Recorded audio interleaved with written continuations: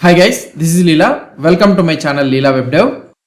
In this video, we will learn about the another new instruction, that is volume instruction. So what is this volume instruction? Let's try to open here. So we are learning about the volume instruction. So what is this volume instruction? The volume instruction in a Docker file is used to designate a directory inside the container that should be stored as a volume.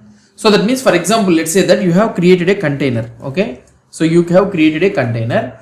And let's say that you want to take the backup of this one. So particular folder or particular directory. So we'll call it as a directory. Particular directory, you want to take a backup or something like that. So you want to have a backup or you need to have a backup, something like that. So that means it is called, that should be stored as a volume. So we need to store it as a volume, some outside the Docker host machine.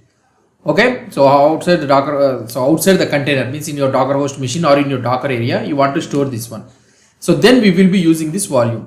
This allows you to persist the data generated by the container and share the data between the containers. Now, whatever the directory present inside the container, so you have created this volume, right? Now, whenever you delete this container, so when you delete this container or stop this container or remove this container, whatever you try to do it, so whenever you delete this one, but the volume will be existing. Okay. So why we use this one is in order to share the data between the two containers. So for example, you have created a container and you have took the backup as a volume and you want to share this volume to the another container, means we can do it very easily.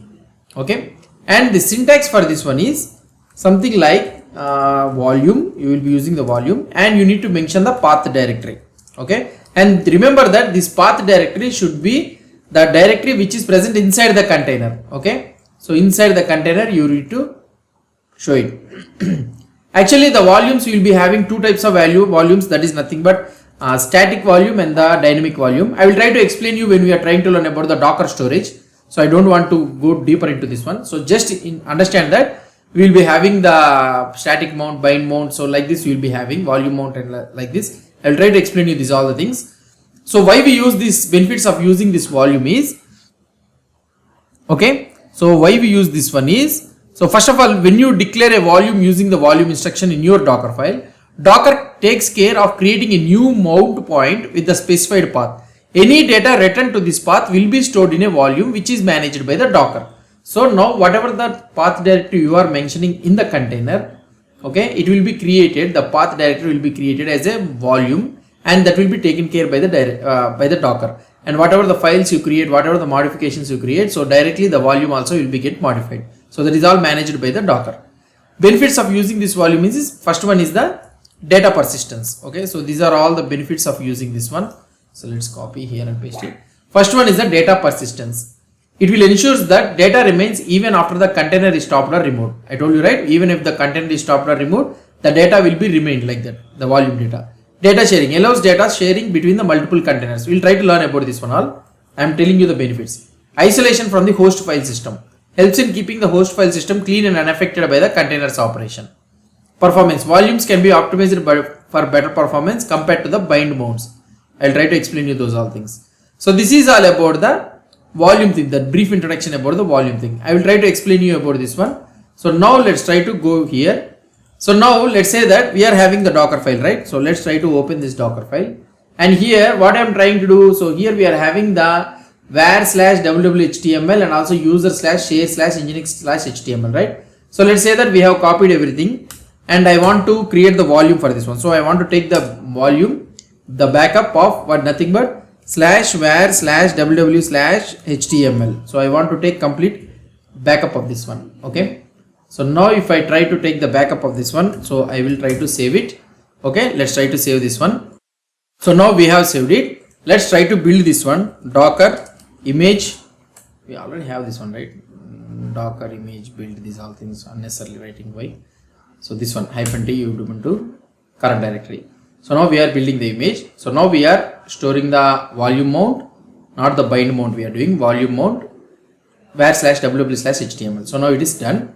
So let's try to create the container. So for that container, creating a container, first what I need to do, I need to remove this container, existing container. First of all, let's try to check whether any volumes are existing or not.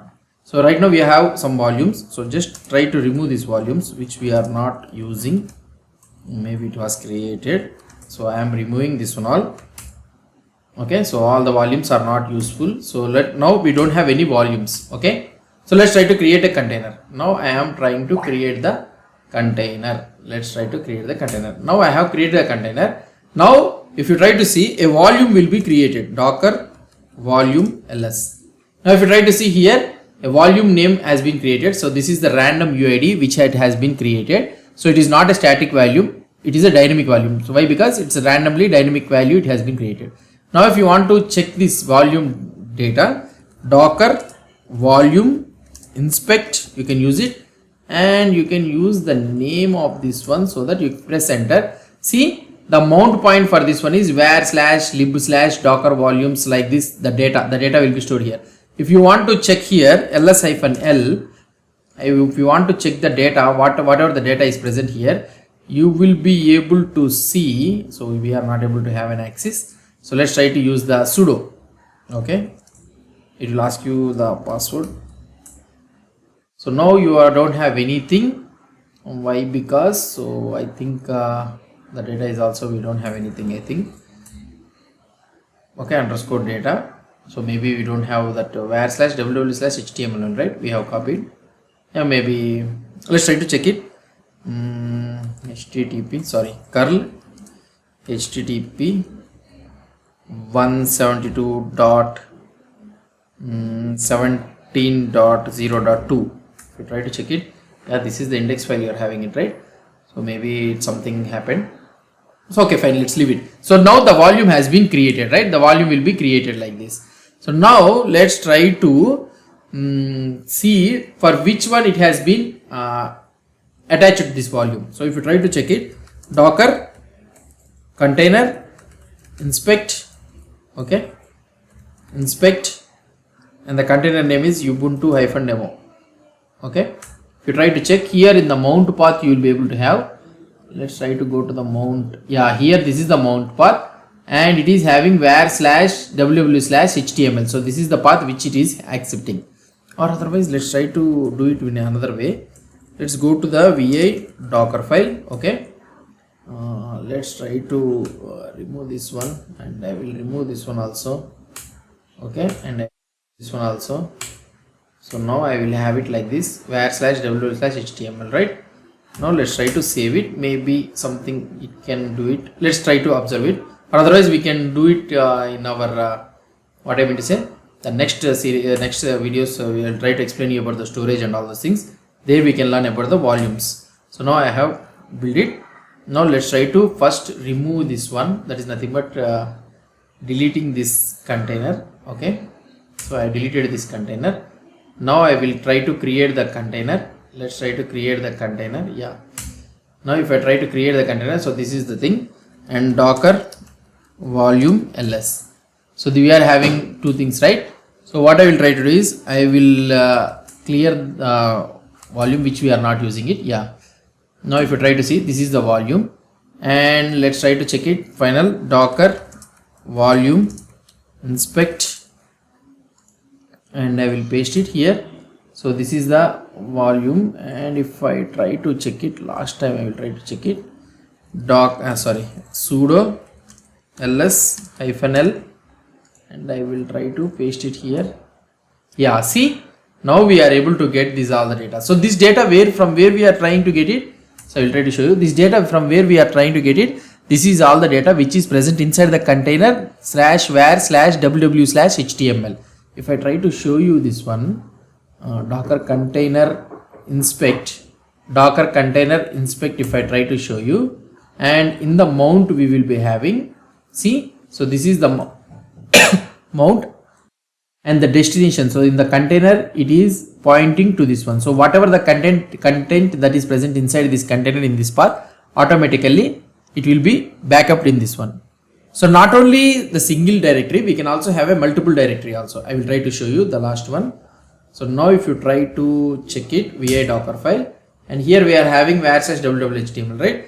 You can also use something like /user. So another directory also you can give it, /user/nginx/html. Okay, now if I try to save it, this one, and I will try to build this one again.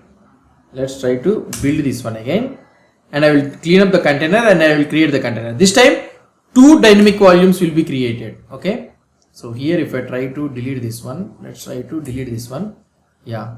So now I am trying to create the container again. Container, where is the container? Come on.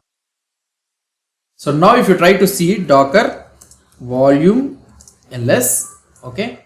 Now you'll be able to see one volume is nothing but the previous container volume. If the container is stopped or removed or deleted, means the volume will not be deleted. It will be present like that only. This is the disadvantages of one using the dynamic volume. If you are using static volume, means it will be deleted automatically. So here you are having 2 volumes has been created. One for the var/www/html and another for the user share nginx html. And if you want to check that one, means docker container inspect ubuntu-demo. If you try to use it, then you will be able to see in the mounts in the volume. So these are the 2 things which you will be pointing. So one is user/nginx html and another one is var/www, and this one is a random ID which has been created. So this is all about the volume thing. So if you want to maintain the data backup and all those things, we will be using this volume thing. We'll try to learn more about this deeper thing about this volume concept. Hope you understood about this volume instruction in the Docker file. If you have any doubts or any suggestions, please post the comments below to this video. And if you like this video, please do support me by subscribing to my channel. Thank you.